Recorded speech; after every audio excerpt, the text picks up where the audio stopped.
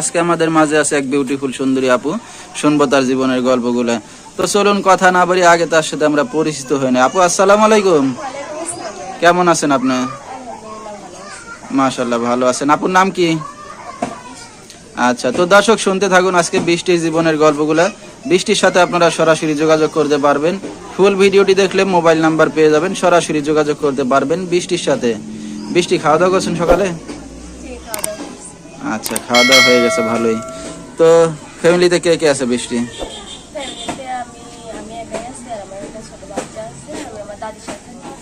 আচ্ছা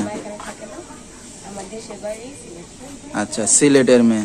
এখন কোথায় থাকেন আপনি? আচ্ছা, সাভার থাকেন। এখানে কি দাদি দিকে নিয়ে থাকেন? আচ্ছা, ঠিক আছে।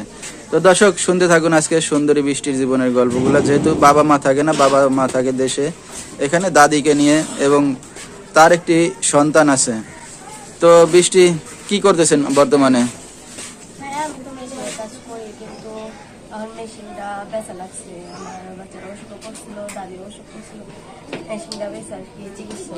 আচ্ছা, আপনার সন্তান অসুস্থ ছিল? আচ্ছা আচ্ছা,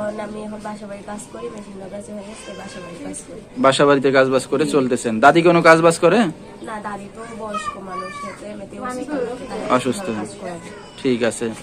তো বিয়ে শাদী তো হয়েছে আপনার, বললেন সন্তান আছে একটা। স্বামী কি করে? কি বলেন, এই যে সুন্দর একটা মিষ্টি চেহারা, দেখতে শুনতে তো কোনো দিকে কিছুতে কমতি নাই, তো স্বামী নাই কেন? চলে গেছে?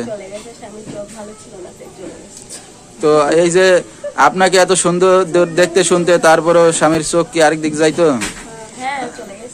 কি বলেন? তো আপনার তো কিছুতে কমতি নাই নাকি? আদর ভালোবাসা ঠিক মতো দিতেন না?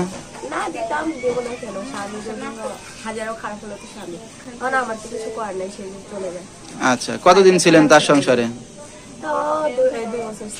2 বছর। আচ্ছা, 2 বছরের ভিতরে স্বামীর সাথে সারাসারি হয়ে গেছে, আবার একটা সন্তান হয়েছে না? ছেলে না মেয়ে আপনার? ছেলে। তো এখন আপনার স্বামী আপনার সন্তানকে দেখাশোনা করে না? কোনো খরচপাতি দেয়? আচ্ছা, মানে কোনো খোঁজ খবর কিছুই নাই। সারাসারি হয়েছে কতদিন? 1 বছর। 1 বছর ধরে এখন একা আছেন। কি দুঃখের বিষয় দর্শক। যেহেতু এত সুন্দর একটা মিষ্টি চেহারা, তবুও তার স্বামী ফেলে চলে গেছে। হয়তো যেটা বলছে আসলে সত্যিই বলছে, যে স্বামীর চোখ হয়তো ভালো ছিল না, যে এত সুন্দর একটা ঘরে বউ রেখে অন্য দিক যার নজর যায়। তো বর্তমানে আপনি তো একাই আছেন। তো আপনার দেশের বাড়ি তো আপনার মা আছে, বাবা আছে, ভাই বোন আছে কেউ?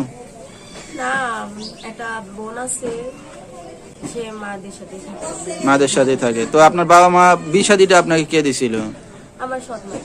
সৎ মা দিছিল। তো আপনার নিজের মা কোথায়?